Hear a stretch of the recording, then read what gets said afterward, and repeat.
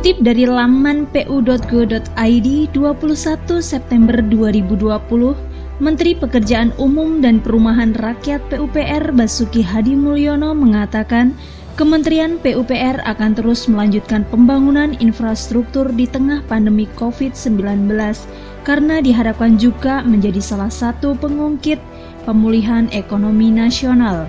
Salah satu infrastruktur yang berperan penting untuk mendukung pemulihan ekonomi nasional adalah jalan dan jembatan yang membantu kelancaran distribusi logistik.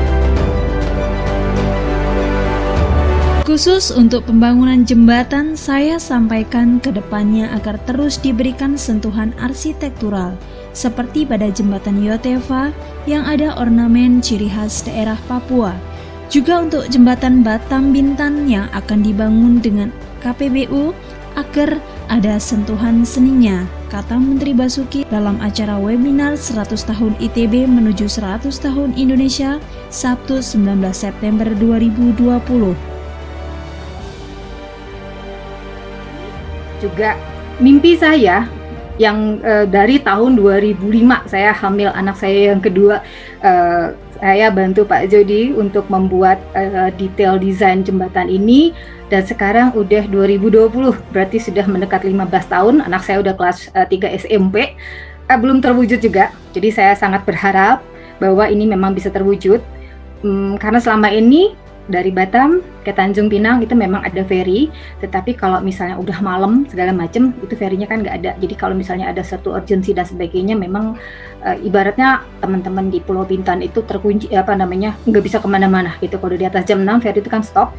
Jadi di situ harapan mereka kalau jembatan Batam Bintan bisa terlaksana, mereka sangat senang, dan seperti saya sampaikan kami sudah memulainya dari tahun 2005. Kemarin terakhir 2019 dilakukan lagi review FS.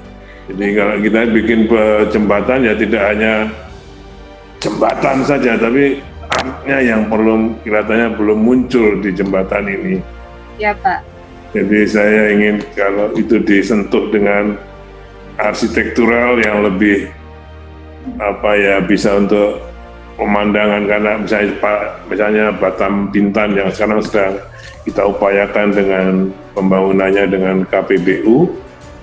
Kalau misalnya kalau cuma begitu-begitu lagi, sama dengan Suramadu, sama dengan yang di mana, misalnya ada sentuhan-sentuhan, misalnya saya minta yang Yotefa, misalnya ada sentuhan lokal artnya supaya bisa ada penanda, yang jelas ada arsitekturalnya gitu loh.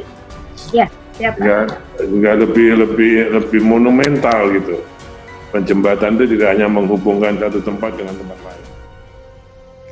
Kemudian dilansir dari kepri.tv 30 September 2020, pembangunan jembatan Batam Bintan akan segera direalisasikan.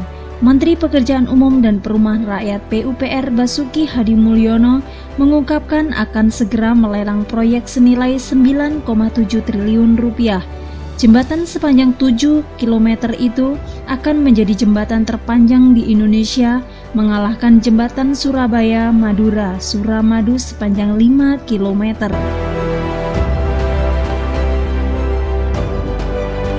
Anggota Komisi 5 DPR RI yang juga calon Gubernur Kepri Ansar Ahmad menceritakan detail perjalanan proyek tersebut hingga kini masuk dalam rencana pembangunan jangka menengah nasional RPJMN 2020-2024.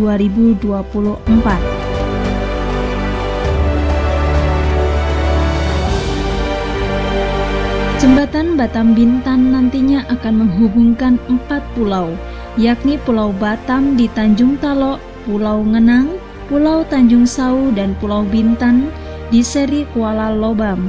Pembangunan jembatan ini masuk dalam rencana pembangunan jangka menengah nasional RPJMN 2020-2024 dengan anggaran senilai 9,7 triliun rupiah. Hadirnya jembatan Batam Bintan memang sangat dinanti oleh masyarakat Kepri. Jembatan ini diharapkan akan mendorong investasi dan pariwisata di Kepulauan Riau.